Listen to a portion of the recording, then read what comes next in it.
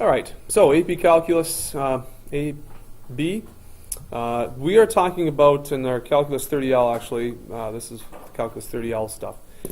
But we're going to talk about the cylindrical shell method of finding volumes of solids of revolution.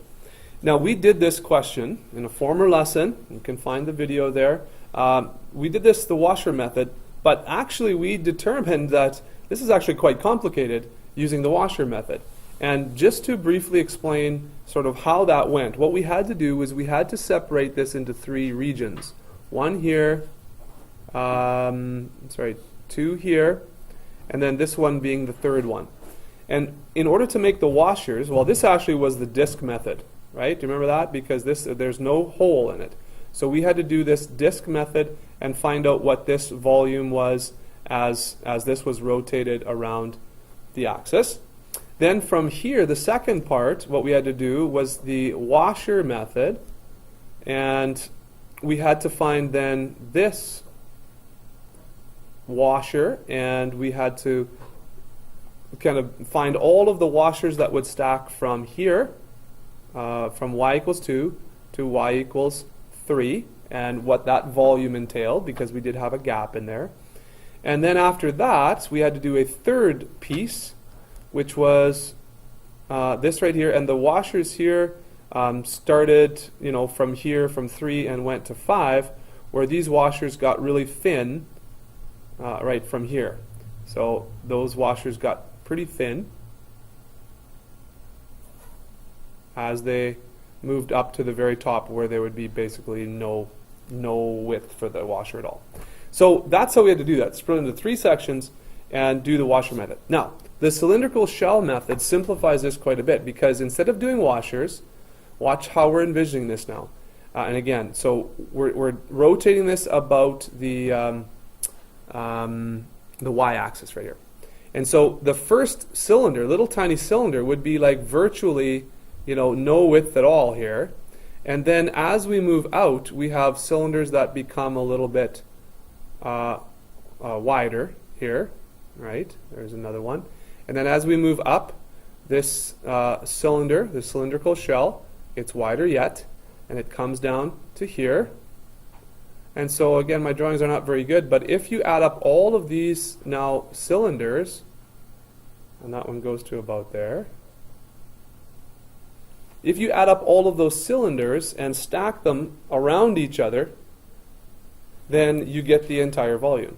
So instead of stacking washers like this, discs, and then washers, and then more washers, if you take cylindrical shells and just let them expand and get bigger, and let them move, the height of these, let them move with these two functions, these two lines, then you get, that it's actually quite easy.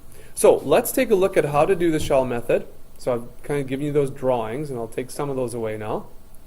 But let's examine this. Okay, so if we're going to do the shell method, what we want to find out is we want to find out what the r is, what the radius is going to be, okay, what the height is going to be, because the area, I'll write it over here, the area for a cylinder is 2 pi r h, isn't it?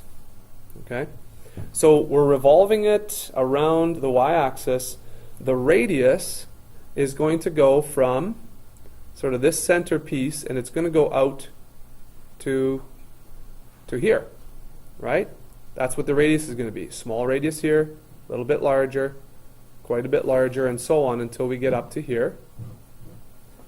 So the radius is going to change, and that's going to be on the x, right? It's going to be simply whatever the x values are for the functions that are going to make up the height. So the radius is x.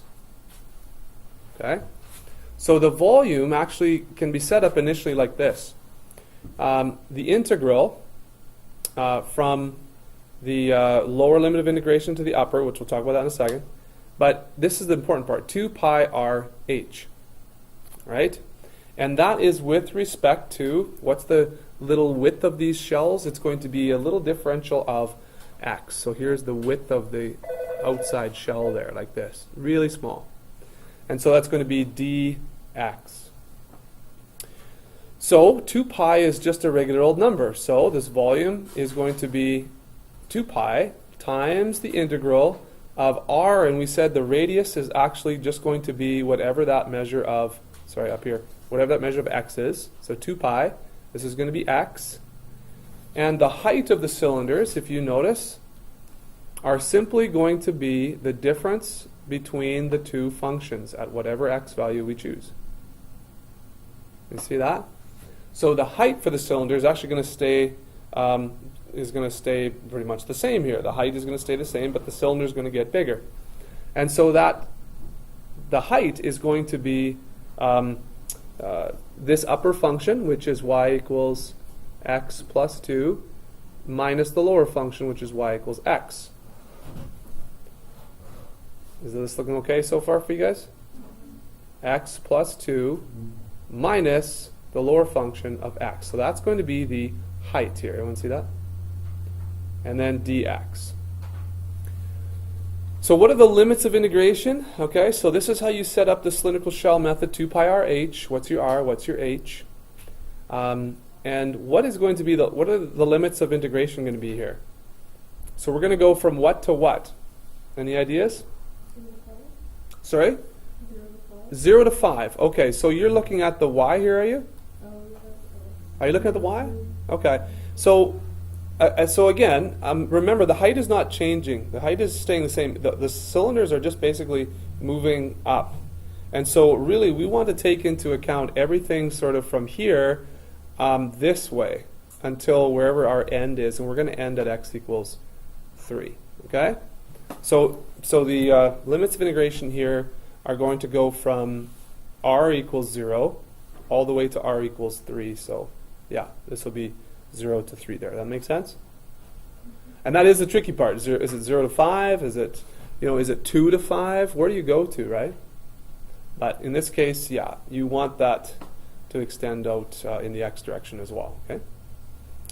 All right, so we simplify this a little bit. You're going to see how easy this is. It's going to be 2 pi. We actually have x minus x over here. Those cancel out. That's just going to be 2x dx. And so our volume, we don't need a calculator for this. You can do this by hand. It's going to be pretty easy. 2 pi times, what's the integral of 2x? Well, it's going to be 1/2 times 2x squared. Right? So it's just going to be x squared. And we're going to take that limits between 0 and 3. And so that volume is going to be 2 pi here. This is going to be 9, because that's 3 squared, minus 0 squared, which is going to give us 2 pi times 9, or 18 pi. Now that goes, I did a lot of explaining there, but that goes super quick compared to our washer method for the same problem in the other video. Okay? So the washer method, yes, you can get away with the washer method on pretty much anything, but you might have to split it up into pieces. And it's going to be kind of long and painful sometimes. So the shell method, the cylindrical shell method, actually works really good. So there's your example for that. Okay, so the question was, good question, what about the gap? So notice that we're actually not counting this area, the top, or what would be the bottom. We're not counting that. The only thing we're counting is the area of the cylindrical shell. So it's the wraparound part. That's it. It's like a hollow cylinder. Okay? And so if you think about that, if the thickness dx approaches 0, like if it gets really thin, you're just basically taking a collection of these things, right? And you're just filling up the volume with the side areas of the shells. So we're not using the top or the bottom, and that's where we can easily get this hole or this gap from. Okay? Good. Any other questions? So can we use that in AP exam? Yes, you can use the shell method, washer method, disc method, wherever seems appropriate in the AP exam, in your integral calculus course. Because like the AP lady,